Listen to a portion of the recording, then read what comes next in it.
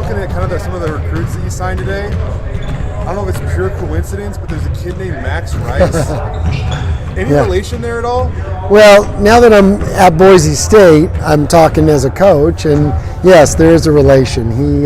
He's been around the program quite a bit and has a great feel for what we do, and he's had a great career at BK, and really proud of him and what he's been able to do, and and he's going to add a lot to this program, and that's speaking as the coach of Boise State.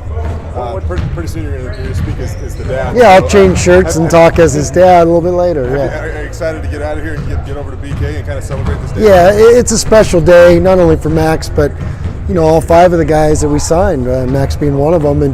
And first of all, my staff did an amazing job. The class that we put together couldn't have fit us better. I mean, we got high character guys that love to work, that love the game of basketball, that are going to be successful on and off the court. They're just, they're Boise State Broncos through and through. And, we got a point guard, we got a 2 guard, we got all the positions covered, and we got guys with big upsides. And, like I said, there's 5 of them, so it's tough to break each one of them down, but they're all going to bring something to the table, and it's, time will tell, but I think it's a great class. Was there much of an actual recruiting pitch with Max, or did he always just assume he wanted to play for you, or did you actually have to recruit him? What was that kind of like? Yeah, I mean, I kind of let it happen organically and see where it would go, and I didn't want to influence him too much because I'm around him all the time, but I have a job to do too, and my job is to get really good players here that fit, and that's what he became. And he's worked really hard, and he continues to work hard, and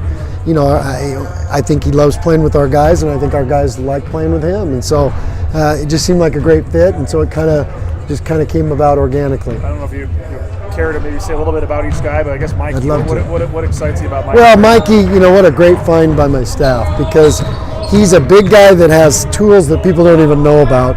He can really shoot. He's got terrific hands. He's 6'10". He's going to have a heck of a year, and he's going to be one of those kids, and I think a lot of these guys are, that people are going to look around and go, man, where did they get him? What about Riley? Riley was, I think I can say this about all these guys, but, Riley seems like he was born to play at Boise State, and same with Jason, same with Mikey, Max, and Pat is Riley. He's got that skill level that we love. He's 6'8", he can really, really shoot it. Great feel for the game, loves to work, loves to be in this gym, and he's just going to get better and better. Got a great upside, but and his game just translates right to what we do, which is pretty exciting. Pat, I always tell our point guards, the number one way you evaluate a point guard is it's like a quarterback. Does your team win? And he took a team that won the state championship in Minnesota and North High School, and now he's at a really, really good junior college in Omaha, Iowa Western, and he's winning there, and he's leading them. And so one of the big keys to having a good college basketball team is keeping that team old enough to compete where you're not playing all freshmen. I mean, that's rough. And so we got a nice mix, and getting Pat to this mix gives us a little, some experience. And Jason was one of your first guys to come in. I know you have some connections there with Cam and Oklahoma a little bit, but obviously a big get for you guys. Yeah, another, like I said, I mean, all these kids are so special, but this kid, I just love his enthusiasm and his excitement about Boise State. He's an elite level athlete with another kid with a huge upside, and he really wants to be a player just like all these guys. And so when you take that and you take with our development plan, he's a guy that the sky's the limit for, along with all these guys. I'm saying the same thing about virtually all 5 of them. But the great thing about him, he hasn't played football for 2 years, and he's a top 20 football recruit in the state of Oklahoma, which is a great football state. So Harson said he was excited to get a 2-sport athlete. I nixed that already. So. But that's the kind of athleticism we need, to go along. And like I said, these guys all fit together so well. This class, not only with the guys we have, but with each other. You can make a deal though, because Kozar plays basketball too. Maybe you can have Kozar second semester and then let the real. I'm always up for negotiations, no question. All those football players think they can play basketball. That's the beauty of it. What did Max's dad think of his relationship with Boise State and basketball? Confident that he can take care of him. It's like the like split personalities, right? Well, you know, like I said, the best thing about that is he's been around the program. He knows what to expect. He's a good fit, just like those other guys, in the fact that he's a gym rat, and that's what works here. He's got a great feel for the game of basketball, and he can really shoot. So, you know, now he's also getting bigger. I mean, he's about 6'4", 200 pounds, so gives you a good-sized guard, you know, kind of in the mold of Justinian type. Think about what it took to put this class together. I mean, I saw some of it down in Vegas, but the Yeah. last year, what's it like at 3 o'clock to have all the letters in and have the class and got, for the most part, the guys you wanted? Yeah, you know, I mean, I've been involved with them each individually, and I've looked at them and I've watched them, and then when you see it as a whole class together, you're like, you know, I told my staff, I was like, wow, you guys did amazing work, because number one, like I said, the most important thing is how good they fit here, how much our fans are going to love them, and the upside that they have as a group is unbelievable. And then, like I said, it's rare that you find, you know, one in every position kind of, and one with a different, you know, their skill sets match each other so well. And I think you know, it's going to be exciting to see what they bring in the future, because, you know, as a coach, I'm really excited to get this group and develop them and see where they end up. Were you holding your breath with Jason at all, or did it just come in the afternoon? Oh no, we weren't holding our breath at all. That kid bleeds blue, and you know, that's one of the neatest things about him is his enthusiasm and how much he loves Boise State. Like I said about Riley, you know, he's born to be a Bronco. It feels like all these guys really were born to, you know, I think Max was born to be a Bronco, and Jason and Riley and Mikey, and, you know, Pat took the long route to get here going JUCO, but, you know, he's going to be a great fit too. Is there anything you emphasize in this recruiting class?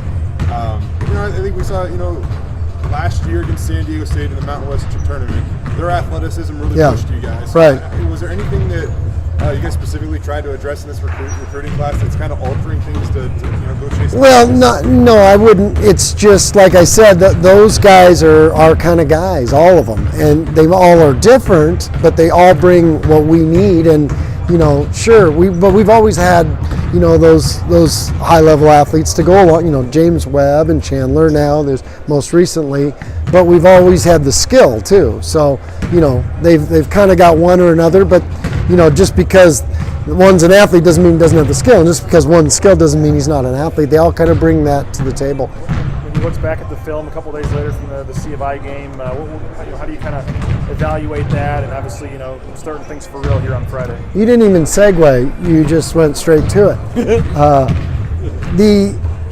You know, I think I really credit our guys. We battled. I mean, that team came in here and gave us an A+ effort. You got to credit C of I, and I knew they would. You know, that's a group that was excited to play here. They brought a good crowd. It was a neat atmosphere for an exhibition game, and we had to, you know, battle to the final horn to get that one done. But you know, I told our guys, we're going to have 2 or 3 games like that in conference where the ball doesn't go our way. We miss free throws. We don't, you know, things just kind of the bad luck stuff happens, and a good team finds a way to win those games. And you know, I think that's what we did. You mentioned that you have some good humor, you know, saying that they were third-grade turnovers. Yeah. How have you addressed that this week, you know, and worked on ball control? Yeah, you know, I told our guys the price of turnovers just went way up. And that being said, you know, it's my job. It's too important. I don't care who you are. You can't have 1 million turnovers and be a good team, and you can't have 1 million turnovers and be out on the court. So if you're playing 35 minutes and you're turning the ball over, you might have to play less. And you know, so I got to make some tough decisions. So you get the opportunity to show that in practice, and you know, I've seen a change already. But that's kind of the, you know, year in, year out, that's kind of the evolution of your team. At the start, there's always a lot of turnovers because you want them playing aggressive and confident and with a little freedom. Now you got to notch back that freedom a little bit and be a little more careful of what we do. And because you're going to have some. I mean, you know, John Stockton always said some of his best nights were when he had high turnover nights. You know, and so there are those acceptable turnovers, but what we had is too many of those, you know, serve it in the net, double fault turnovers, to use a Coach Patton reference. Obviously, because you can never have enough Coach Patton. Right. You have the tournament next week, and you know, 2 out of 3 games at home that people will say you probably should win. And I don't know if players are excited to go to the beach or whatever, but in football they say, oh, you know, this is a trap game or whatever. Is this weekend 2 and 3 games are both at home? How do you guys focus on this weekend? I just think that absolutely could not be a trap game when it's your first weekend. Now, if this was tucked away maybe in the middle of the year,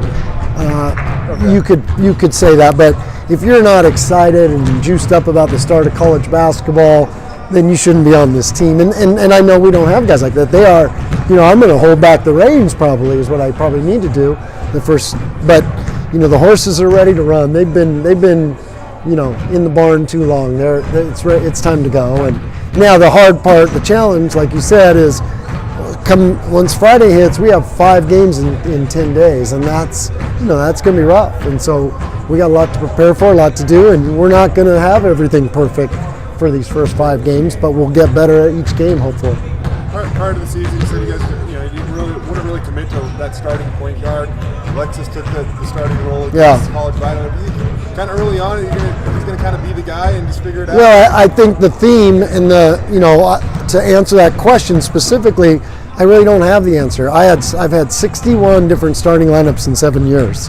Okay, and that tells you that it's going to progress as the year goes on. There's going to be adjustments. There's going to be things that happen that maybe you can't plan for. But the bottom line is they have to keep fighting every day for that. And I try to look at it with an open mind and not just get pigeonholed into one thing. And then I go back to the old, I don't really care who starts. It's about being in the rotation and finding what's right for the team. Like Justinian, he started every game last year, but he cares about the team, and if it's best for the team for him to come off the bench, then he's willing to do it. And we got a bunch of guys that are like that. So just because he is starting or not starting doesn't mean he's not one of the most important guys on the team. So that you're going to see that, and you'll probably see a lot of change. Hopefully not 14 like I've had my record of change starting lineups, but even the team that won the league a couple years ago had 5 different starting lineups.